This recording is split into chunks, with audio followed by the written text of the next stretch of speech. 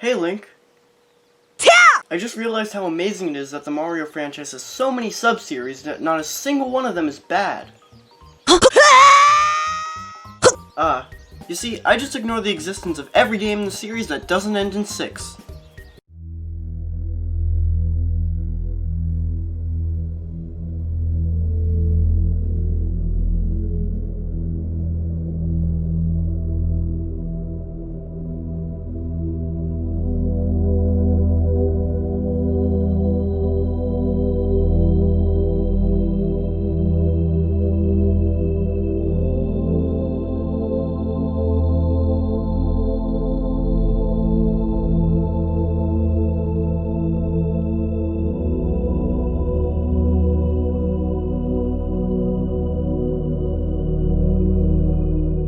Mario Party, a once great series debatably ruined by a switch in developers. Soon enough, I'll reveal my opinions on every single one of the games in this franchise that is just begging to die. At least, all the console ones. I currently have no way of recording footage for the handheld games. So let's start with what are arguably the most popular games in the series, Mario Party 1 and 2. Mario Party, the game that got Nintendo sued. I'm having fun. It's honestly a miracle that the series survived after this first game. I'm still wondering which way would be better. Look, I love you, but we're talking about the good of humanity here.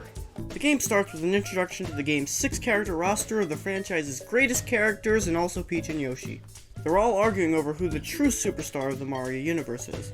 When I think of superstars, I definitely think of Wario. Though he did end up winning the most boards, so I guess he was the superstar after all? Anyway, Mario Party is a pseudo-board game where players collect coins to buy as many stars as possible by the end of 20 turns. Yes, technically there are different variations of turns, but who wants to sit through 3 hours of this game? After every turn, you play a minigame, and the winner of the minigame generally wins 10 coins. On the board, there's a star space and places where you can visit Bowser or Boo. Bowser will take some coins away, and Boo will allow you to steal a few coins for free or a star for 50 coins. If you're able to reach the star space, you can pay 20 coins to get a star. Despite being a multiplayer game, I'm playing alone. Like anyone would willingly play Mario Party with me. The gameplay is simple. Roll the dice, move around the board, and get screwed by RNG. Or have nothing bad at all happen to you. It's pretty much just a coin flip. Across the board, you'll find several types of spaces, such as the blue space, which adds 3 coins to your total, or the red space, which removes 3 coins. Happening spaces cause some wacky event to happen, like rolling a boulder. Oh my god, just let me get the star already. Bowser spaces were always meant to be pretty bad, but they're pretty much as bad as they'll ever be in this game. You could lose up to 30 coins or even a star by landing here. Mushroom spaces are stupid. If they let you roll again, that would be okay, but they made it so that there's also a 50% chance of you losing a turn. Minigame spaces are broken. Whack-A-Plant in particular can give you 36 coins. And if it's not you, hope you like watching the AI play a minigame by themselves for over a minute. Then again, if it is you, you could always get a control stick spinning minigame. I'm having fun! The last type of space is the chance space. I give 10 coins to myself, how generous of me. Space is universally hated and for good reason. How would you like to give all your stars to another player?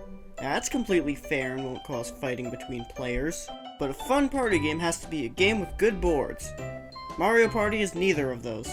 The board lineup is definitely not bland, but that's kind of the problem. Despite having 8 boards, the largest number in the series, none of them are good.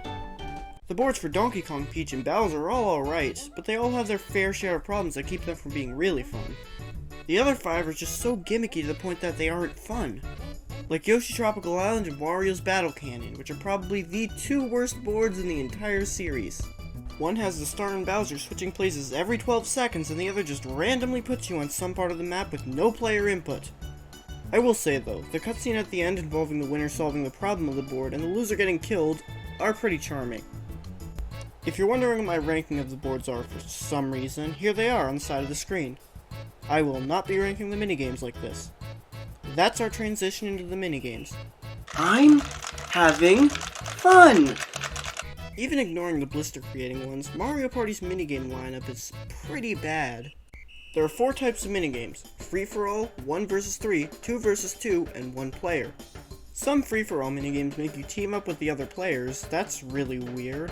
There are a couple good free-for-all and 2 vs 2 minigames like Mushroom Mix-Up or Bobsled Run, but overall, nothing really stands out here. It doesn't help that the one-player minigames can be pretty long and make you sit through multiple per turn, and the 1 vs 3 minigames are as one-sided as they'll ever be. Almost. But what about the other modes? What other modes? Minigame Island is the only mode in this game other than Party Mode and Minigame Mode. This is just all the minigames again. I quit 3 levels in when it tried to make me play Coin Shower Flower. So that was Mario Party. Was it good? Not at all. But luckily, Mario Party 2 is better, which honestly isn't really a compliment, because I say I like you more than Mario Party to pretty much everyone I meet. Okay, so my capture card was having problems with my Wii U and wouldn't work, so all the footage of Mario Party 2 you see in this video belongs to this guy. I just realized this now nullifies me not doing the handheld games because I'm not using my own footage here. Don't tell me how to run my show. Mario Party 2 begins with the returning cast fighting over what they should call a new theme park they didn't build and have pretty much nothing to do with. Mario thinks it should be called Mario Land, but Wario wants it to be called Wario Land. Let Wario have this one, he is a superstar after all. But Bowser soon takes over, and I don't remember what happens after that. I think I skipped the cutscene. It has something to do with you having to go to different themed boards though, since that's what happens in this game. Yes, the boards this time are all themed after certain genres. For example, Pirate Land or Western Land, but I'll talk about those later. First, let's talk about the changes in gameplay. The biggest one is the introduction to items, which will be used in every single subsequent game except for Advance. Maybe. I don't think that game had items. Technically, Mario Party 1 did have items, but they're bad. I didn't even buy them, but the items randomly pop up and give you a boost or disadvantage for one turn, so they can't be used strategically at all. You can get items by either landing on an item space or buying the overpriced ones from the item shop. The total item count is pretty low, but all the soon-to-be series staples are here. Mushrooms and golden mushrooms allow you to roll 2 and 3 dice respectively. Bowser suits allow you to take coins from every player you pass, and magic lamps take you directly to the star. The item that affects the gameplay the most is probably the skeleton key though. There are 2 skeleton gates stationed around each board that can only be opened by this item, usually leading to a shortcut. The item system has a pretty big flaw though. You can only hold 1 item at a time, which is made an even bigger problem by the fact that you aren't allowed to pick up more items until you use the one you have. Mario Party 2 thankfully gets rid of the mushroom and minigame spaces and introduces 3 new space types. I previously mentioned the item space, which allows you to play an item minigame for a chance to earn an item. You have to sit through the AI playing another long minigame, but it's even worse this time because there's only a single minigame per board. Bank spaces are a mechanic that I think are kind of dumb. Every time you pass a bank space, which there are 2 of on each board, you must pay 5 coins to the bank. If you happen to land on a bank space, you get all the money players have paid to the bank. It's not bad, but I think I'd rather have it removed like in Mario Party 4 onwards. The last new space is the battle space. When a player lands on this space, every player must pay an entrance fee before partaking in a battle minigame to see who wins the money. First place gets a majority, while second gets a bit more than their money back. Let's move on to the boards, because this is easily one of the best selections of boards in the series. 5 of the 6 boards in this game are better than every single board in Mario Party 1. I'm having fun, and I'm not saying it sarcastically this time. All of the boards are extremely unique and completely different, but none of them are too gimmicky to the point they aren't fun. The best boards are the last 2, Horrorland and Bowserland. Horrorland is huge and has 3 places to visit Boo. It also has a day and night cycle that switches the Whomps to stone every 2 turns.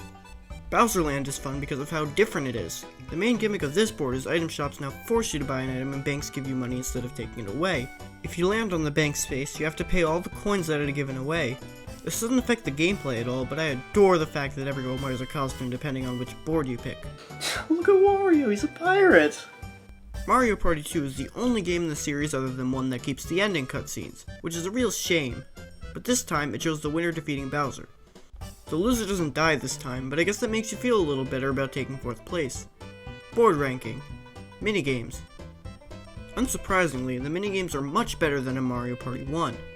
It's not a great selection, it gets surpassed by quite a few future games, especially the next 2, but it's fine.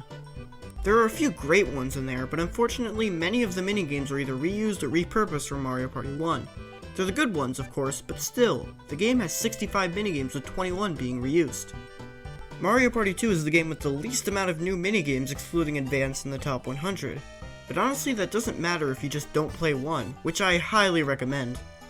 While we're on the topic of reusing things, every single mode in this game is reused from Mario Party 1, just with a different coat of paint. Despite ending on a somewhat sour note, Mario Party 2 is still a fun party game, much better than 1, though nowhere near the best in the series. Hey, it's still the best one you can play on the Wii U though.